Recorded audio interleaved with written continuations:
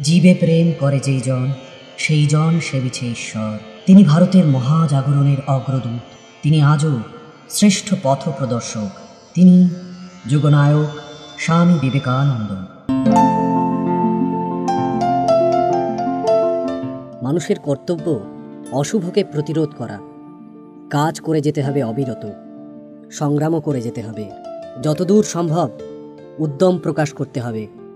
এই প্রতিকারের শক্তি যাঁর আয়ত্ত হয়েছে তার পক্ষেই অপ্রতিকার ধর্ম পূর্ণ কর্ম করা সম্ভব।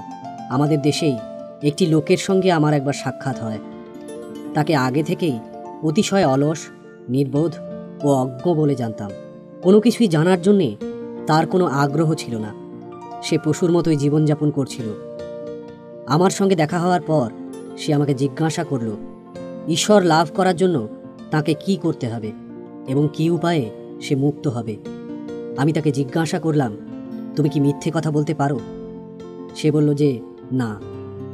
তখন আমি তাকে বললাম, তোমাকে সবার আগে মিথ্যে কথা বলা শিখতে হবে।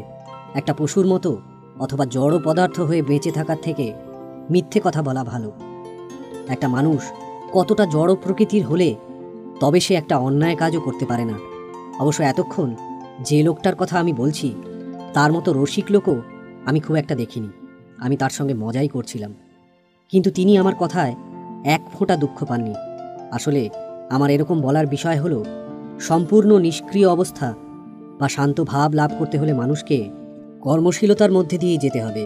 আলস্য সবার আগে ত্যাগ করতে হবে। মানসিক এবং শারীরিকভাবে সব রকম অসদ্ভাব প্রতিরোধ করতে হবে। এই কাজে সফল হলেই শান্তি আসবে। এই কথা বলা সহজ যে কাউকে ঘৃণা করো না, কোনো অমঙ্গলের প্রতিকার করো না, কিন্তু কাজের ক্ষেত্রে এর অর্থ কী দাঁড়ায় তা আমরা জানি।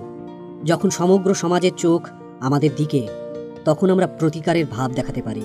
কিন্তু বাসনা দিন রাত দূষিত ক্ষতের মতো আমাদের শরীর ক্ষয় করতে চায়।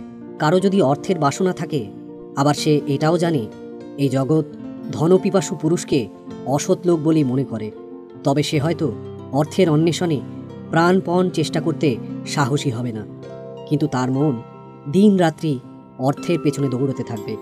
তাই এমন ভাব আসলে লোক দেখানো এবং চালাকি মাত্র। এর দ্বারা কোনো কার্যসিদ্ধি হয় না। প্রথমে মানুষ সংসার সমুদ্রে ঝাঁপ দেয়, কিন্তু কিছুদিন পর যখন সংসারে সুখ দুঃখ এবং সব কিছু ভোগ করা হয়ে যাবে, তখন বৈরাগ্য আসবে, তখন মনে আসবে শান্তি। অতএব প্রভুত্ব লাভের বাসনা পূর্ণ হলে এমন এক সময় আসবে যখন মানুষ জানতে পারে যে এগুলো সত্যিই খুব ক্ষুদ্র জিনিস। কিন্তু যতদিন না মানুষের বাসনা পূর্ণ হচ্ছে, যতদিন না মানুষ এই ক্রিয়াশীলতার মধ্যে দিয়ে যাচ্ছে, ততদিন মানুষের পক্ষে এই আত্মসমর্পণের ও বৈরাগ্যের ভাব লক্ষ্য করা অসম্ভব।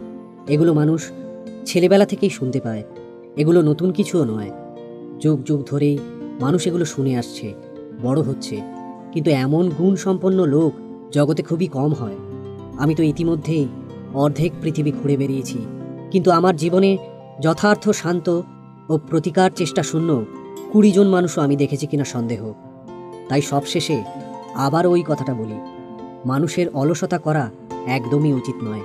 জড় পদার্থের মতো জীবনযাপন করার থেকে মিথ্যে কথা বলাও ভালো। তাতে অন্তত মস্তিষ্ক কাজ করতে পারে।